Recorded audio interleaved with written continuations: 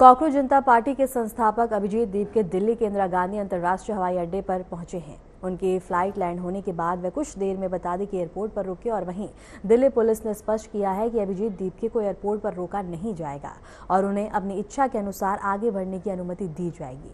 Delhi police ने cockroach जनता party को जंतर मंतर पर विरोध प्रदर्शन करने की अनुमति दे दी है। हालांकि किसी भी संभावित प्रदर्शन को देखते हुए सुरक्षा व्यवस्था को कड़ा कर दिया गया है। दिल्ली की सीमा और जंतर मंतर जैसे संवेदनशील इलाकों में भारी पुलिस बल और आरएएफ की तैनाती भी की गई है ताकि स्थिति को नियंत्रण में रखा जा सके। और इसके साथ ही आपको बता दें कि सीजेपी संस्थापक अभिजीत दिल्ली पहुंचे हैं। जंतर मंतर पर बता दें कि प्रदर्शन की अनुमति भी मिल गई है और जंतर मंतर पर सुरक्षा व्यवस्था कड़ी कर दी गई है और बता दें कि पुलिस बल की तैनाती है यहाँ पे ताकि स्थिति को नियंत्रण में किया जा सके। बता दें कि लगातार इस तरह से इस मामले ने तूल पकड़ा है, अब प्रदर्शन की बारी आई है, प्रदर्शन किया जा रहा है और इसके साथ ही बता दें कि प्रदर्शन की भी अनुमति दे दी गई है, जिसके चलते अब प्रशासन की ओर से भी तमाम व्यवस्था की गई है। पुलिस बल की तैनाती की गई है, आरपीएफ भी तैनात है ताकि स्थिति ज्यादा तनावपूर्ण ना हो और स्थिति नियंत्रण में रहे। इसके साथ ही दिल्ली पुलिस ने कॉकरोच जनता पार्टी को जंतर मंतर पर विरोध प्रदर्शन करने की अनुमति दे दी है। हालांकि किसी भी संभावित प्रदर्शन को देखते हुए सुरक्षा व्यवस्था को कड़ा कर दिया गया है। दिल्ली की सीमाओं और जंतर मंतर जैसे संवेदनशील इलाकों में भारी पुलिस बल और आरएएफ की भी तैनाती की गई है। और इसके साथ ही आपको बता दें कि इस पूरे मामले ने जिस तरह से लगातार तूल पकड़ा हुआ है, अब बता दें कि प्रदर्शन किया जाएगा और जंतर मंतर पर भारी प्रदर्शन यहां देखने को मिलेगा। बड़ी संख्या में यहां लोगों की भी पहुंचने की उम्मीद है। और इसके साथ ही बता दें कि सीजेपी संस्थापक अभिजीत दिल्ली पहुंचे हैं। जंतर मंतर पर प्रदर्शन की अनुमति उन्हें दे दी गई है और इसके साथ ही जंतर मंतर पर सुरक्षा व्यवस्था बता दें कि कड़ी की गई है। चलिए इसी पे रुक करेंगे हमारे मेहमानों का। राजनीतिक विशेषज्ञ हमारे साथ रवि अरोड़ा जी जुड़े हुए हैं और सुप्रीम कोर्ट के अधिवक्ता मनीष पाठक जी हमारे साथ जुड़े हैं। तो आप दोनों का बहुत बहुत स्वागत है आरएन टीवी नेशनल पे। मनीष जी, सबसे पहले आपसे शुरुआत करूंगी। मनीष जी, जिस तरह से ये पूरा मामला कोर्ट से उठा, कोर्ट में बयान दिया गया और टिप्पणी की गई, अब इस पूरे मामले ने तूल पकड़ लिया और ये पूरा मामला सड़कों पर आ गया। क्या लगता है कि अब कोर्ट में टिप्पणियां सोच समझ कर की जाए जिससे इस तरह के हालात ना बने? मैं सबसे पहले मैं ये बताना चाहूंगा, जो भी टिप्पणी माननीय चीफ ने की थी वो फेक और बोगस डिग्री वालों पर थी, जिन्होंने फर्जी डिग्रियां ली हैं। उनका कोई भी इरादा किसी भी तरीके से उनका जनरेशन जी की तरफ नहीं था, उनका न्यू जनरेशन या यूथ की तरफ कोई भी इशारा नहीं था। उसको मीडिया ने गलत तरीके से इंटरप्रेट कर दिया और वो बेकार में मामला तूल पकड़ लिया। लेकिन एक्चुअली क्या है, उन्होंने जो बोला था वो उन्होंने बोला था कि जितनी भी फेक डिग्री है, बोगस डिग्री है, उस तरह के लोग हैं जो अनएम्प्लॉयड यूथ होते हैं, उनके लिए तादाद बढ़ा देते हैं और परेशानी उत्पन्न कर देते हैं जी। तो ये इस तरीके का मामला था जिसका रुख टोटली गलत मोड़ दिया गया और इस वजह से यूथ ने क्योंकि किसी भी तरीके से देखिए आप, यूथ क्या है, आगे देश के डेवलपमेंट के लिए जनरेशन के डेवलपमेंट के लिए बहुत ही इंपॉर्टेंट रोल प्ले करता है। तो बहुत ही जिम्मेदारी से माननीय चीफ ने जो स्टेटमेंट दिया था वो कहीं पर भी गलत नहीं था। वो सिर्फ फेक और बोगस डिग्री वालों के लिए था कि जो इस तरह के डिग्रियां लेकर एक किसी भी अच्छे प्रोफेशन के लिए एक दाग बन जाते हैं जी। लेकिन मनीष जी, जिस तरह से इस मामले में बाद में स्पष्टीकरण आया, उससे पहले ही इस मामले ने तूल पकड़ लिया था। आपको नहीं लगता कि जिस तरह से इस मामले में पहले ही स्पष्टीकरण की तरह इस मामले को देना चाहिए था जिससे ये आज ये हालात ना बनते? जी, मैं आपसे एक जरूरी और इम्पोर्टेंट बात बताना चाहूंगा। जब ये स्टेटमेंट दिया गया वो एक जनरल वे में या कॉमन वे में दिया गया, क्योंकि उस समय फेक और बोगस डिग्री वाले इशू पर बात चल रही थी। स्पष्टीकरण देने की जरूरत तब पड़ी जब इसने पूरा अपनी तरफ से इस मामले ने रुख मोड़ लिया। इसको जो भी पार्टी, चाहे इसको पॉलिटिकल लेकर या जिस तरह भी लेकर जो भी नेताओं ने इसका पूरा रुख बदल दिया, फिर मीडिया ने उस तरफ टर्न कर लिया, तब जाके स्पष्टीकरण देना पड़ा। वरना इस मामले में कहीं भी स्पष्टीकरण की शुरुआत में जरूरत नहीं थी, क्योंकि ये मामला बिल्कुल क्लियर था कि हम जो पॉइंट कर रहे हैं वो सिर्फ फेक और बोगस डिग्री वालों को कर रहे हैं। हम किसी भी उनको पॉइंट नहीं कर रहे हैं जो नॉर्मल यूथ है या जिन्होंने प्रॉपर तरीके से क्वालिफिकेशन ली है, प्रॉपर तरीके से डिग्री ली है। तो ये गलती मैं बताऊं, थोड़ा सा जिम्मेदारी का फर्क आया है। जो पॉलिटिकल लीडर्स हैं उन्होंने जिम्मेदारी के तरीके से नहीं किया और थोड़ा सा इसको मीडिया ने भी गलत रुख दे दिया उन पॉलिटिकल लीडर्स के स्टेटमेंट पर ध्यान देकर। ठीक है मनीष जी, हमारे साथ रवि जी भी जुड़े हैं, उनका भी रुख कर लेते हैं। रवि जी, जिस तरह से इस मामले ने तूल पकड़ा है, प्रदर्शन की भी बारी आ गई है और यहाँ तक कि पुलिस ने भी अनुमति दे दी है प्रदर्शन की, आपको क्या लगता है कि ये प्रदर्शन और जिस तरह से इस मामले ने तूल पकड़ा है, कहीं ना कहीं राजनीतिक पार्टियों के लिए चुनौती बढ़ गई है? जी बिल्कुल, मुझे लगता है कि यह मुद्दा जो है यह सच में गर्म है। मामला देखिए, नीट परीक्षा को लेकर लोगों में गुस्सा था, युवाओं में गुस्सा था, बच्चों ने आत्महत्या भी करी, इस मामले को लेकर मामला गंभीर था। लेकिन कोकरोच जनता पार्टी जो एक व्यंग्य के रूप, लेकिन उस प्रकार जिस प्रकार से उसको लोगों ने फॉलो करना शुरू किया और मिलियनियर्स, मतलब मैं सोचता हूँ 2 करोड़ लोग उसके साथ जिस प्रकार से उसके आंदोलन के साथ जुड़े, और ऐसे में कहीं ना कहीं विपक्षी पार्टियों के पास एक अच्छा मुद्दा मिल गया। और सबसे बड़ी बात सिर्फ विपक्षी पार्टियों को ही नहीं, जो विदेशी ताकतें हैं, जो भारत की अर्थव्यवस्था को तोड़ना चाहती हैं, भारत जिस प्रकार से आगे बढ़ा है, तो ऐसे में जैन जी का इस्तेमाल करके, भारत की युवाओं का इस्तेमाल करके कहीं ना कहीं सड़क पर उतारने की भी तैयारी हो सकती है। तो ऐसे में एक तरफ तो गुस्सा है बच्चों का, दूसरी तरफ उसको इन बच्चों को कोई गुमराह ना कर दे। सबसे बड़ी बात है कि अभिजीत जो अमेरिका में बैठकर जिस प्रकार से इस चीज को आगे प्लानिंग कर रहा है, उसके पीछे कोई ऐसा ना हो कि विदेशी ताकतें कहीं उसके साथ मिल जाए या भारत की कुछ विपक्षी पार्टियां भारत के अंदर, देश के अंदर माहौल खराब करने की कोशिश ना करें। इस चीज को ध्यान में रखते हुए मुझे लगता है कि परमिशन भी शायद सरकार ने इसलिए दी है क्योंकि सरकार चाहती है कि देखना चाहती है कि आखिर बच्चे क्या चाहते हैं। लेकिन अगर कहीं भी किसी भी प्रकार से एंटी सोशल एलिमेंट या विदेशी ताकतों के हाथों इस प्रकार के आंदोलन की बागडोर चली जाती है, तो मैं समझता हूँ हम पड़ोसी मुल्कों से सीख चुके हैं और कितना कुछ ऐसा देखा है हिंदुस्तान। रवि जी, लेकिन एक सबसे बड़ा सवाल, आपको नहीं लगता कि जहां एक तरफ सरकार रोजगार की, युवाओं के लिए आगे बढ़ने की बात करती है, और लेकिन अब देखने को मिला तो युवाओं को सिर्फ एक बयान ने, उनकी जो भावनाएं उनको आहत कर दिया, सिर्फ एक बयान ने किस तरह से इस पूरे मामले को पकड़ा, किस तरह से इस मामले ने तूल पकड़ा, अपनी ओर आकर्षित किया। आपको नहीं लगता कि कहीं ना कहीं युवाएं अब किसी और तरफ जाते हुए नजर आ रहे, सरकार के पक्ष में कहीं से कहीं तक भी नहीं है? जी बिल्कुल, देखिए मैं समझता हूँ कि 140 करोड़ की आबादी वाला देश, और वहां पर अगर हम बेरोजगारी की बात करते हैं, हम बात करते हैं महंगाई की बात करते हैं, लेकिन 140 करोड़ वाली आबादी वाले देश को चलाना जिस प्रकार से वहां पे, मैं समझता हूँ जब तक हम पॉपुलेशन कंट्रोल नहीं करेंगे देश के अंदर, बहुत सारे ऐसे मुद्दे हैं जिन हमें काम करना होगा। इंफ्रास्ट्रक्चर पे लगातार काम कर रही है सरकारें, लगातार डेवलपमेंट। देखिए, अब हम सरकार के भरोसे नहीं कि सरकार हमें नौकरी दे देगी, ऐसा भी संभव नहीं है। यह सही है कि सरकार की नैतिक जिम्मेदारी बनती है कि सभी को रोजगार दे, लेकिन सच्चाई ये भी है कि कहीं इस प्रकार के मुद्दे उठाकर क्या ये अभिजीत या उसके जितने जो उसके 3 स्पोक पर्सन है, क्या ये लोग देश संभाल पाएंगे? आप समझिए, इनके हाथों में बागडोर दे दी जाए। मतलब ये सब बातें अच्छी लगती हैं सुनने में, ठीक है, युवाओं का गुस्सा, ठीक है, मैं समझता हूँ, सड़कों में उतरने का उनका हक है, वो उतरे। लेकिन सच्चाई ये भी है कि अगर नीट परीक्षा में जिस प्रकार से लीक हुआ मामला, उसको लेकर गुस्सा है बच्चों में, उसके लिए खुद प्रधानमंत्री जी आश्वासन दे चुके हैं, वे अपनी देखरेख में सारा अब करवाने वाले आगे। तो मैं समझता हूँ जो अगर देखिए अशोक प्रधान का अगर वो इस्तीफा मांगते हैं वो एक अलग चीज है, पर किसी भी प्रकार का उपद्रव, किसी भी प्रकार का दंगा, किसी भी प्रकार का सड़क पर उतरकर मैं समझता हूँ माहौल खराब करना, अगर ऐसा होता है तो यह देश के खिलाफ जा सकता है, क्योंकि आने वाले टाइम में अगर ऐसे हालात बनते हैं तो उसको कंट्रोल करना मैं समझता हूँ बहुत मुश्किल हो जाएगा। लेकिन तो यह बात लेकिन रवि जी, जिस तरह से आप कह रहे हैं कि ये पार्टी आगे चल के कुछ भी, या सिर्फ आवाज उठाने को कहा गया था इस पार्टी की तरफ से, लेकिन जिस तरह का समर्थन युवाओं का मिल रहा है, आपको नहीं लगता कि ये पार्टी उभर कर बन के आ सकती है?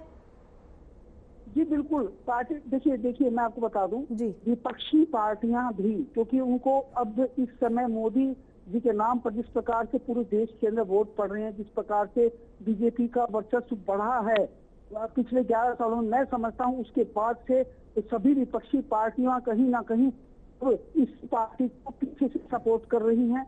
और सबसे बड़ी बात, करना भी चाहिए, क्योंकि विपक्ष भी मजबूत होना चाहिए, आवाज उठाने वाले भी होने चाहिए। परंतु फिर मैं एक बात कहूंगा कि जितनी भी सोशल साइट है, जितनी भी सोशल साइट का इस्तेमाल किया जा रहा है, वो सभी यूरोपीय देशों की हैं।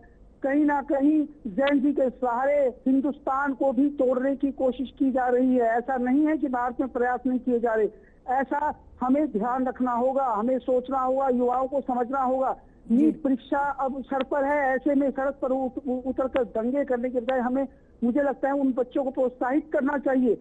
लेकिन मैं यह नहीं कह रहा कि आवाज नहीं उठानी चाहिए, परंतु किसी प्रकार से भारत विरोधी, देश विरोधी बातें ना की जाए, क्योंकि अभी चीफ जस्टिस ऑफ इंडिया अभी लंदन गए हुए थे, वहां पे उनसे क्वेश्चन पूछा गया कि भारत में लोकतंत्र खतरे में है, और उस क्वेश्चन को रिकॉर्ड किया गया, जबकि वहां पे AI और अंतर्राष्ट्रीय कानूनों की वहां पे कार्यक्रम था, लेकिन इस प्रकार की बात प्रोजेक्ट की जा रही है और उन क्वेश्चंस को रिकॉर्ड किया जाता है। नॉर्वे में जब प्रधानमंत्री जाते हैं तो उनसे जबरदस्ती क्वेश्चन पूछा जाता है, जबकि वो प्रधानमंत्री जी वहां से निकल चुके थे, पीछे से ये क्वेश्चन किया गया, मतलब उसको रिकॉर्ड किया गया, उस क्वेश्चन को पूरी दुनिया में फैलाया गया। तो ये एक नैरेटिव सेट करने की कोशिश की जा रही है। जब भी भारत का कोई बड़ा व्यक्ति विदेशों में जाता है तो ये इस प्रकार की प्रतिक्रिया तैयार की जाती है, एक ऐसा नैरेटिव सेट किया जाता है ताकि भारत की छवि खराब हो।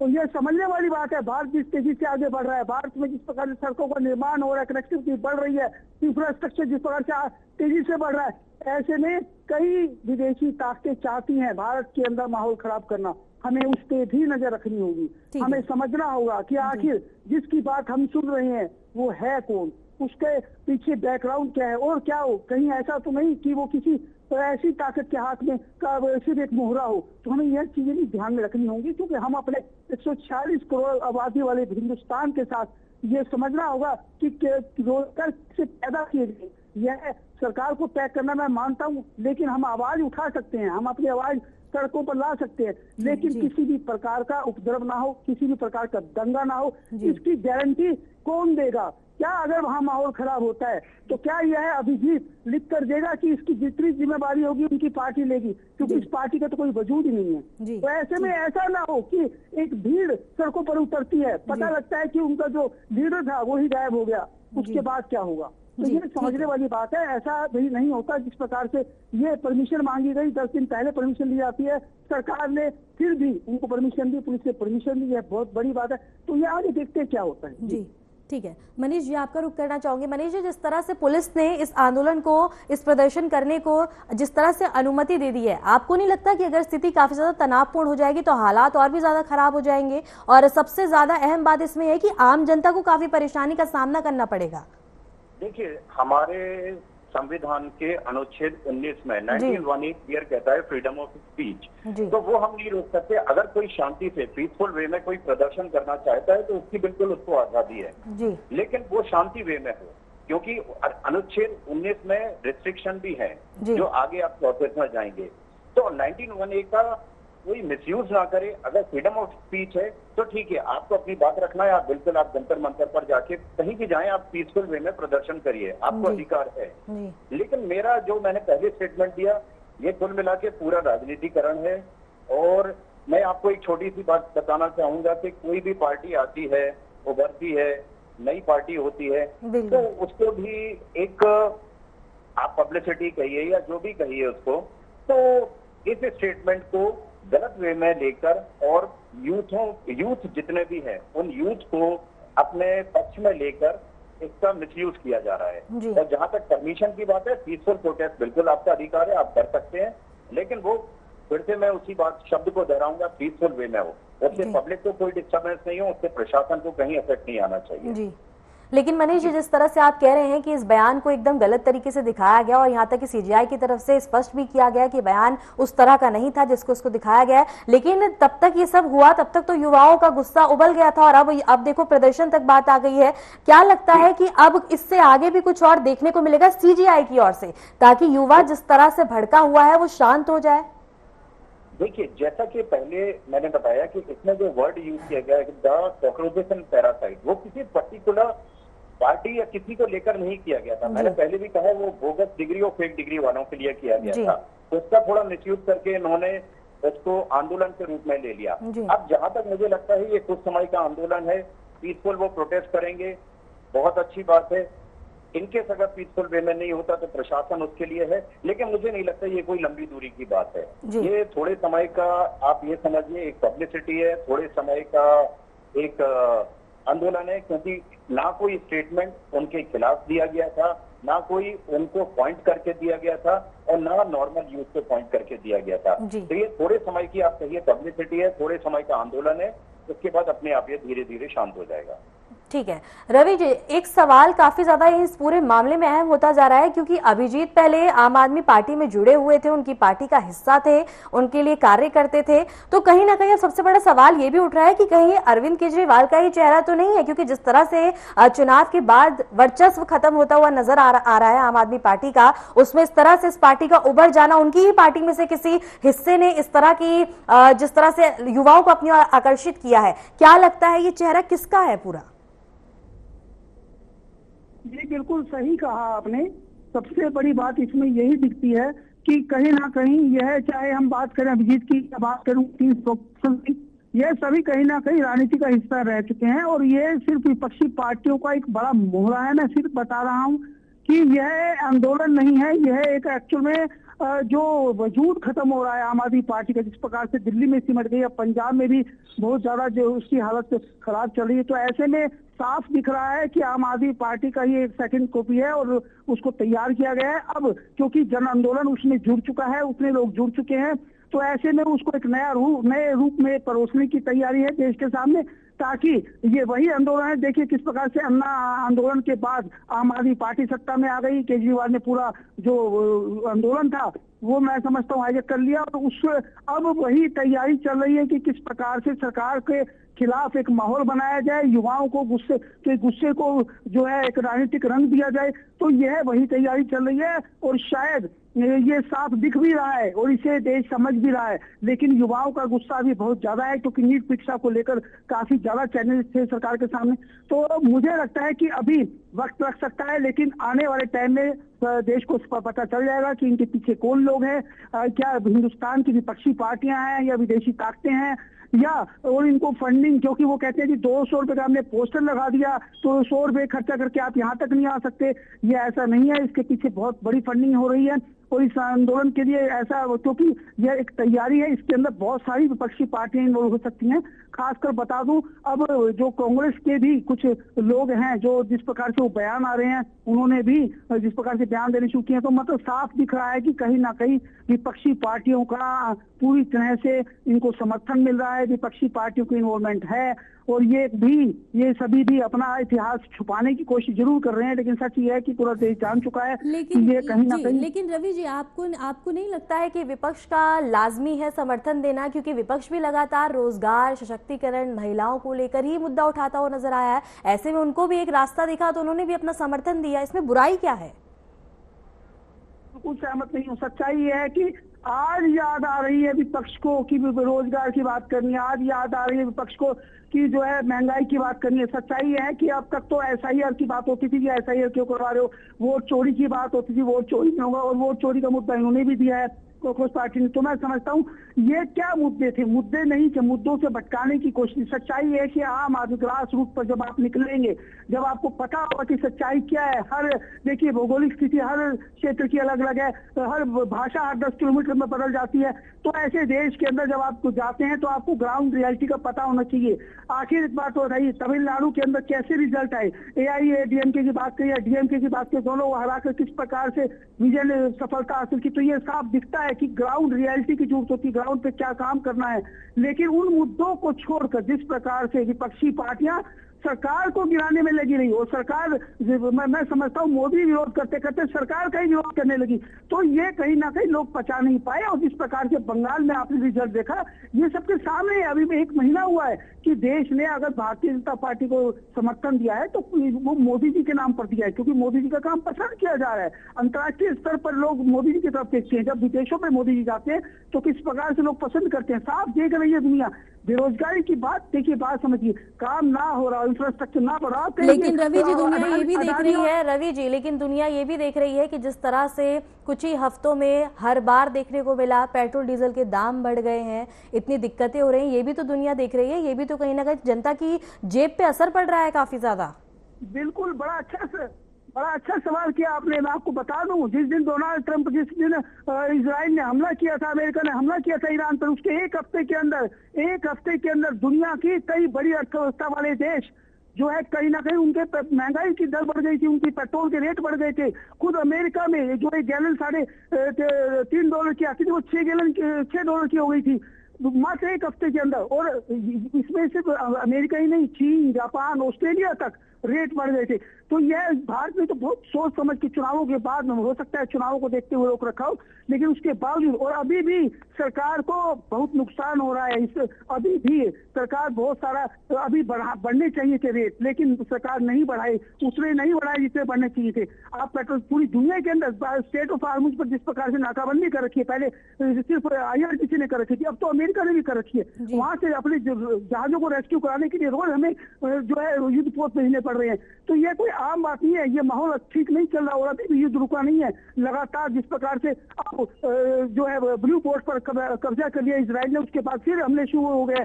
तो मैं समझता हूं हमें हालात को समझना होगा। और सरकार बार बार दावे कर रही है कि आप आह्वान कर रही है लोगों से कम खपत करें, ऐसी चीजों का इस्तेमाल ना करें, क्योंकि ऐसी चीजों की आने वाले टाइम में शॉर्टेज हो सकती है। ऐसी कोई महंगाई का दौर नहीं। रवि जी, मनीष जी हैं, मनीष जी भी हमारे साथ हैं। मनीष जी, मैं आपकी नजर से एक बार ये पूरा मामला समझना चाहूंगी कि ठीक है, अब बयान आया, प्रदर्शन भी हो रहा है, समर्थन भी मिल गया, ठीक है, लेकिन अगर अब देखा जाए तो आखिर इस मामले को शांत कैसे किया जाएगा? जो युवाओं में इतना गुस्सा है, आखिर उसको कम कैसे किया जाएगा?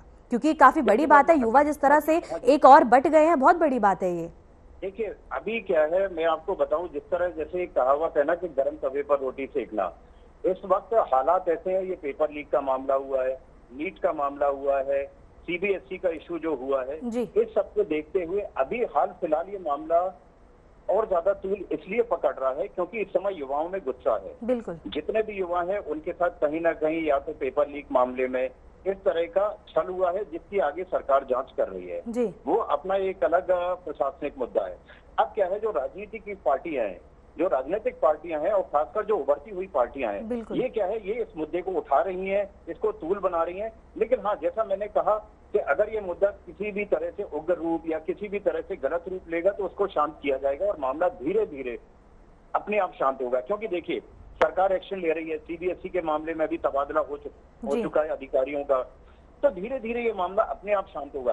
क्योंकि जहां राजनीतिक पार्टियां ये देख लेंगी कि अब इसको, क्योंकि मामले जो पुराने जो पेपर लीक के हैं, ये सारे मामले शांत हो रहे हैं, उन पर एक्शन ले रही है सरकार, तो ये जो मामला इन्होंने उठाया है, जिस पर जैसा मैंने अभी कहा गर्म तवे पर रोटी सेक रहे हैं, जब ये देख लेंगे अपने आप तवा ठंडा हो गया, सारे मामलों में सुधार हो रहा है, सरकार एक्शन ले रही है उस पर, जो भी पेपर लीक या जो भी इश्यूज हुए हैं, तो ये मामला अपने आप। ठीक है मनीष जी, समय का अभाव है। आप दोनों मेहमानों का बहुत बहुत शुक्रिया। मनीष जी आपका भी शुक्रिया, रवि जी आपका भी शुक्रिया हमारे साथ जुड़ने के लिए और तमाम चर्चा करने के लिए।